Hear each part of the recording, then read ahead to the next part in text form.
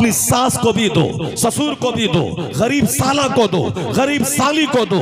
ऐसा नहीं कि सास ससुर की जमीन बेचवा के, उसको कंगाल बना के, उसकी बेटी को दुल्हन बना के अपने घर में लाओ और सारी जिंदगी उस बीवी को रुलाते रहो। नहीं, अक्लमंद और दानिशमंद है वो जो खुद मेहनत करे, अपना कमाए, अपना घर बनाए, फ्रिज खरीदे, एसी लगाए, साफ सोफा खरीदे, अपने घर में साफ वॉशिंग मशीन लाए। उसके बाद एक गरीब बाप की बेटी जो दीनदार हो उसको अपने घर में लाए।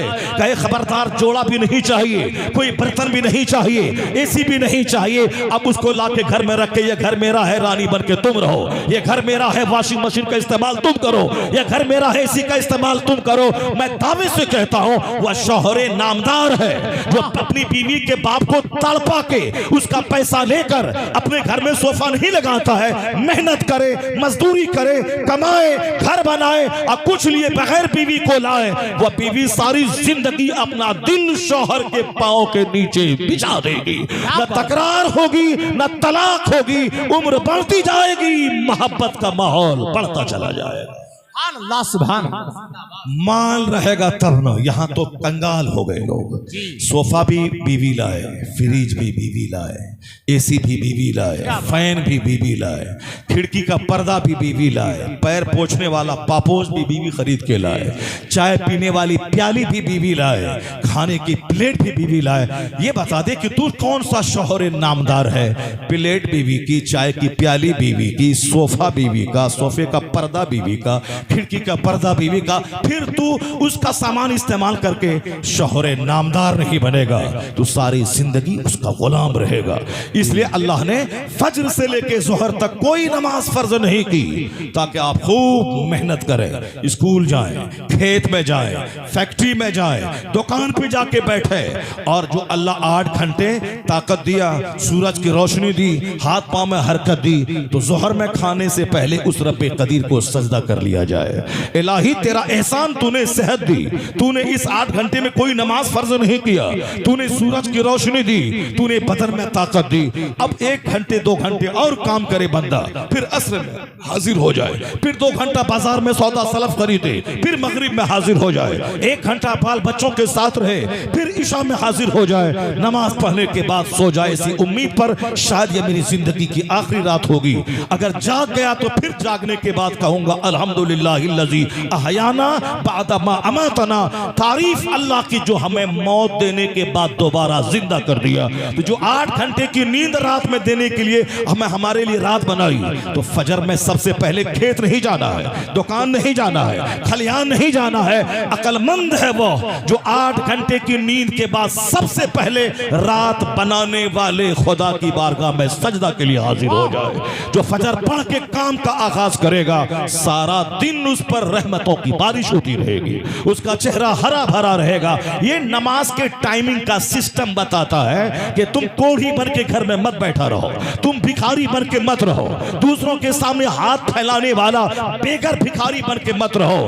हर जुमा के खुतबे में इस्लाम कहता है इन्नल्लाह यामुरु बिल अद्ल वल ihsan व ईताए ज़िल कुर्बा, अदल करने का, एहसान करने का, रिश्तेदारों को देने का, रिश्तेदारों को चूसने का नहीं। ईद का कपड़ा ससुर देगा ये दिमाग बनाने का नहीं। अगर ससुर गरीब है तो ईद का कपड़ा तुम दामाद होने के नाते उसको दो, अपने बाप को भी दो और अपनी बीवी के बाप को भी दो। हाथ अपने रिश्तेदारों को दो, लो नहीं। ये जो रिश्तेदारियां खत्म हो रही है, सिले रहमी का मसाज खत्म हो रहा है, सिर्फ चूसने लेने का वो हमको देगा। और हर जुमा को खुतबा में हुक्म होता है ईताए ज़िल कुर्बा, रिश्तेदारों को देने का। जहां देने का मसाज हो वहां दौलतें परस्ती है, और जहां मांगने का रिवाज हो वहां मुफलिसी कदम रखती है। इसलिए आज चाइना जापान दुनिया का सबसे मालदार तरीन मुल्क बन गया, क्योंकि उसने कसम खाया हम दुनिया से माल लेंगे नहीं, दुनिया को माल देंगे। देने की कसम खाई, 100 साल के अंदर richest country of the world, दुनिया का सबसे मालदार मुल्क बन गया। उनसे पूछे ये मजाज किसने दिया?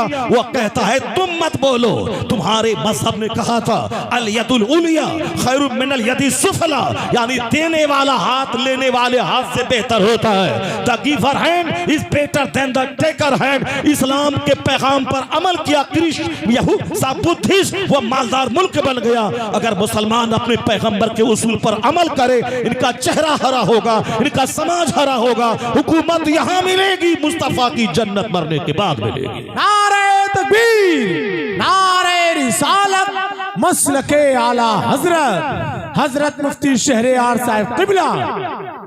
हम कंगाल हो गए सिर्फ इसीलिए कि हम कुरान हदीस नहीं पढ़ते, हम सिर्फ नॉवेल पढ़ते हैं, हम सिर्फ फिक्शन पढ़ते हैं, हम सिर्फ अखबार पढ़ते हैं, हम सिर्फ नेताओं की किताब पढ़ते हैं, हम सिर्फ फिजिक्स केमिस्ट्री बायोलॉजी पढ़ते हैं, हम सिर्फ एस्ट्रोलॉजी एस्ट्रोनॉमी पढ़ते हैं, हम ज्योग्राफी सिविक्स हिस्ट्री पढ़ते हैं, इस्लाम नहीं पढ़ते हैं।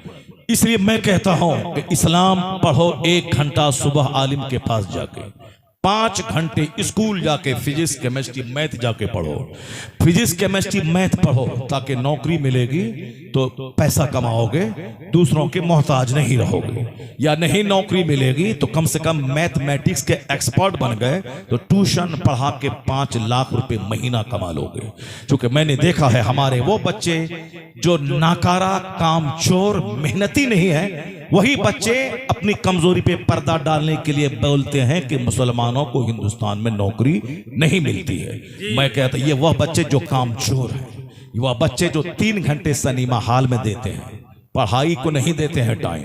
बाप बेचारा लखीमपुर के देहात में रहता है, बेटा लखनऊ में स्टडी कर रहा है, ये अपनी फसलें बेचकर, गन्ना बेचकर, मकई बेचकर, धान और गेहूं बेचकर, या ज्यादा महंगी पढ़ाई हो तो जमीन बेचकर बच्चों को भेजते हैं। और वो लखनऊ में दोस्ती यारी कर रहा है, मोबाइल चेंज कर रहा है, 3 घंटे हर नई फिल्म को जाके देख रहा है।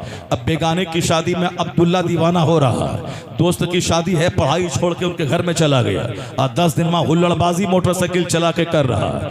अब ये बोला कि अब यहाँ हिंदुओं का मुल्क है, नौकरी नहीं मिलती है। बदतमीज, हर साल 35 से 40 बच्चे मुसलमानों के डीएम बन रहे हैं हर साल। इसी पीरियड में, इसी 10 साल मोदी जी के पीरियड में कम से कम समझ लें कि 200-400 बच्चे, इस 10 साल के अंदर में 400 बच्चे IAS ऑफिसर मुसलमानों के बन गए। और तुम बिला वजह एक बात लेके बैठा है कि साहब पंडित जी वो उनका काम है, साहब जो करना है वो कर रहा है, उनका जो प्लान है वो अगर उनका प्लान जैसा है वो अपना जाने। तुम्हारा प्लान है इल्म सीखना, जहालत दूर करना, जहालत दूर करना। तुम्हारा प्लान है जन्नती बनना, तुम्हारा प्लान है मुस्तफा का सच्चा गुलाम बनना। वो जुल्म करते करते थक जाएगा, तेरा सब्र उसके जुल्म को मिटा डालेगा, तेरा सब्र उसे तबाह बर्बाद कर डालेगा। इसलिए कि 10 साल 20 साल की कोई हैसियत नहीं है मुसलमान। 1400 साल से हम यही देखते आ रहे हैं, जब जब जुल्म बढ़ता है तब तब मुस्तफा के गुलामों की तादाद में इजाफा होता चला जाता है। नूरे खुदा कुफ्र की हरकत पे खंदाजन, फूकों से चिराग बुझाया ना जाएगा। तुम राजनीति छोड़ दे, शिक्षा ग्रहण कर, सियासत छोड़ दे, 5 साल में एक बार जाके वोट दे देना किसी ऑनेस्ट आदमी को। बाकी किसी नेता का झोला ढोने के लिए तू नहीं पैदा हुआ है, उसके दरवाजे पर जाके बैठ के तलवार चाटने के लिए नहीं पैदा हुआ है। तू नमाज पंजगाना के लिए खुदा की बारगाह में 5 बार हाजिर होने के लिए पैदा हुआ है। तू दरूद और जिक्र के लिए पैदा हुआ है। तू हाकिम बनने के लिए पैदा हुआ है, तलवार चाटने के लिए नहीं पैदा हुआ है।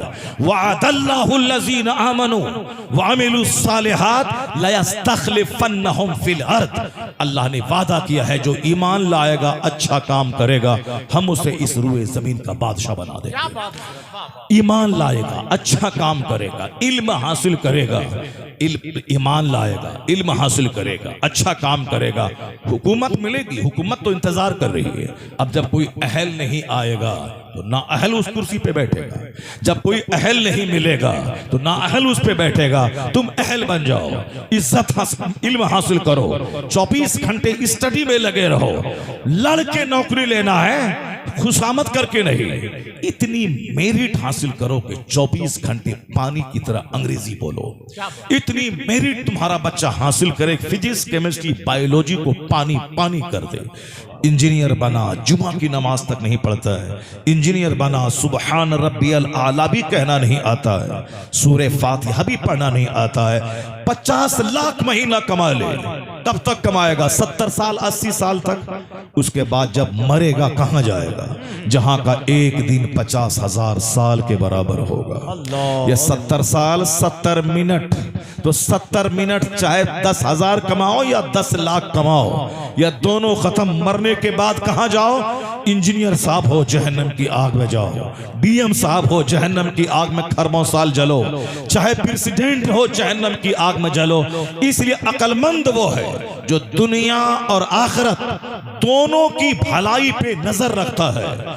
यहां दूसरों के सामने मोहताज न बने और मरने के बाद जहन्नम की आग में नहीं जले। इसलिए इस्लाम दोनों जहान की खुशहाली पे जोर देता है। अगर कोई कहता है कि सिर्फ मस्जिद में बैठ के इबादत कर, अभी दुनिया मिले ना मिले जन्नत सलामत रहे, वह भी एक जोरदार पॉइंट है, लेकिन वह कंप्लीट पॉइंट नहीं है। क्योंकि मस्जिद में बैठ के इबादत करने वाले को जब कपड़े की हाजत होगी और पैसा नहीं होगा, परेशान हो जाएगा। वह बीमार पड़ेगा, इलाज कराने के लिए पैसे नहीं रहेंगे, परेशान हो जाएगा। बेटी की शादी होगी, शादी में खर्च करने के लिए पैसे नहीं रहेंगे, वह सेठ के दरवाजे पे जाके उससे कर्ज मांगेगा।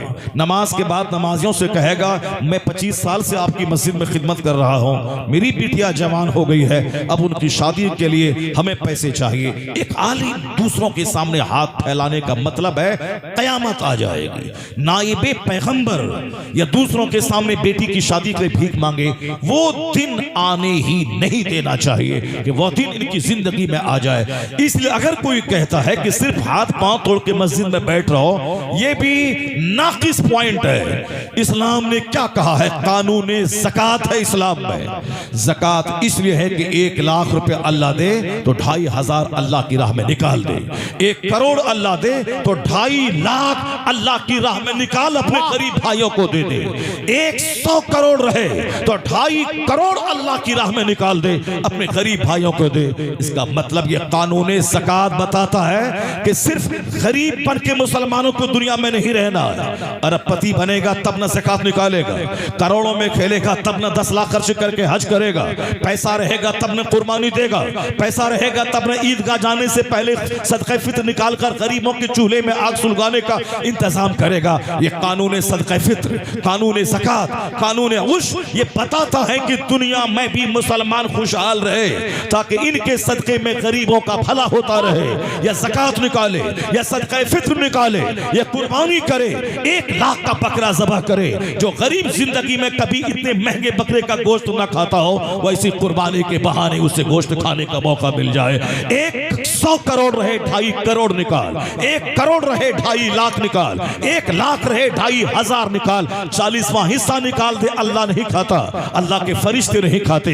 तू अपनी गरीब बहन को दे दे, तू अपने गरीब भाई को दे दे, अपने गरीब पड़ोसी को दे दे, माल भी बढ़ेगा, जन्नत भी मिलेगी। तो अब जोहर फजर से लेके जोहर तक कोई नमाज फर्ज नहीं है।